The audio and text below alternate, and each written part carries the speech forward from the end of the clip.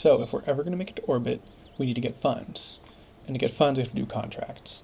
And a regular survey contract, the type of thing that we can do with our flyer, even if we do 2 and 1, which is always a little tricky, we really only get like 2,000, maybe 4,000, but then you have to subtract the cost of the ship, and that flyer does use a lot of fuel. So we have to do tourism. And so I built sort of a weird looking craft, because with tourism, if you can land close to the KSC, you're really going to get a lot back, especially if you can, bring back your whole vehicle. So in this right here, you can see me building that. It's going to look a little funky because I need the top to be sort of non-aerodynamic. So I'm putting these structural segments there to create a lot of drag so that on the way back in, we don't flip forward and sort of shoot through the atmosphere right into the ground like a bullet, but we actually, can fly it a little bit. And you'll see during this mission that you can actually sort of aim it and fly it. And then I'm going to show you all of them at once because I had to run a lot of these to get enough money to then build another one. But that's spoilers, so we'll wait on that. So you can see I colored it here yellow to kind of show that it's experimental. I have the XT in the name to say that it's experimental, and then T for transport. And after this test, you'll see me recolor it and change it. But you can see right here, I'm really able to quite effectively fly it with the body lift. Those are those blue spikes right there. And then the red is the drag.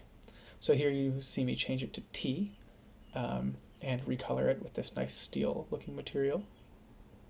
And then I'll let you listen to the live sound.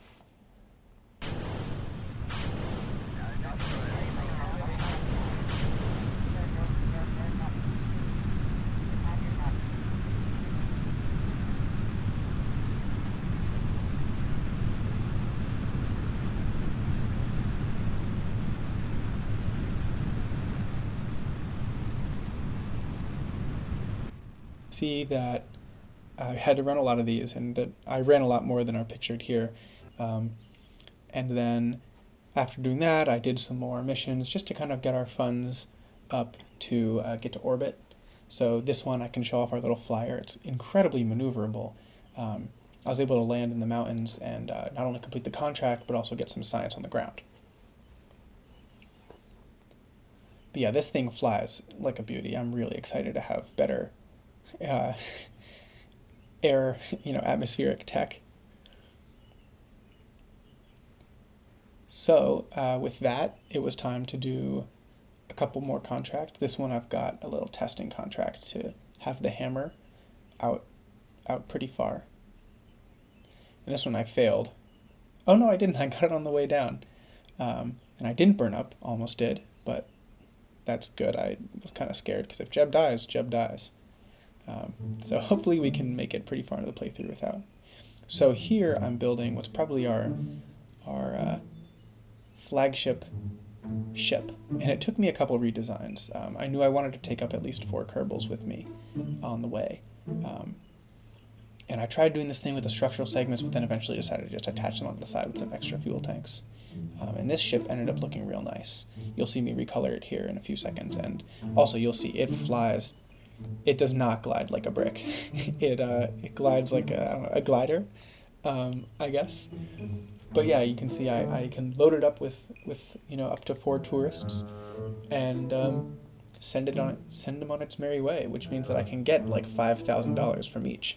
Which if you're used to playing regular KSP, that's not a lot, but it's not bad, especially for 10% career mode and landing right back at the KSC.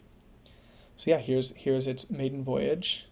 You can see it easily breaks through, unlike those other ones where I was getting to like 70,000 and maybe like 500 meters. This one kind of breaks through the atmosphere pretty easily. And on the way back down, I sort of have it flat, and then I can build up some more, horizontal speed. And this one is a little terrifying because it locks you into dive for just a second, but then once you're out of it, it's not bad. And I turned on my night vision here, which is a great mod called Kerbal Vision.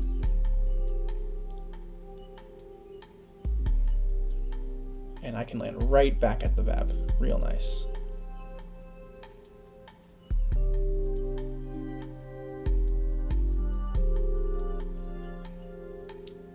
And then I just ran it again. So yeah, this is a great reusable craft. And pretty cheap. Like I said, you can make a good amount of money from each one.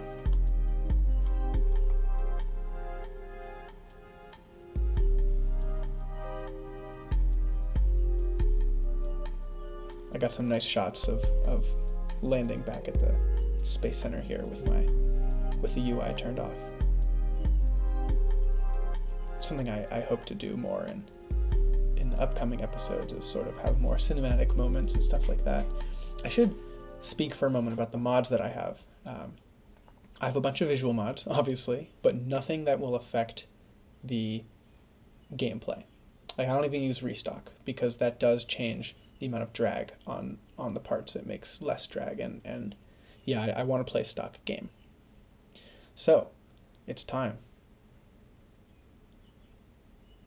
It's been, I don't know, a couple hours, probably more of playtime for me, a lot of grinding, and it's time to go to orbit. So I built this really ugly ship, but I wanted to get Val into orbit so we could have a pilot that can hold prograde and retrograde, which will help us, believe it or not.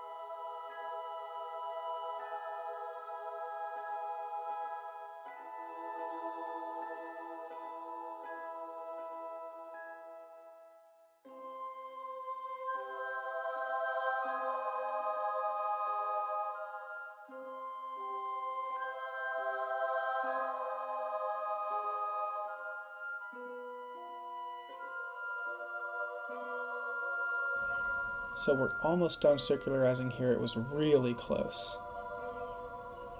But we got it. We got to orbit. And this was such a good feeling. Getting to orbit in 10% hard mode is something I've only done like once or twice, and it's a challenge.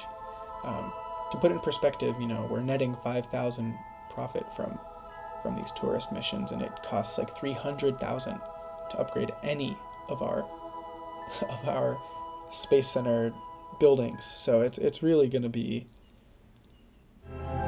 well, that's for me to figure out. But here we're re-entering, and I'll leave you with the beautiful views of re-entering.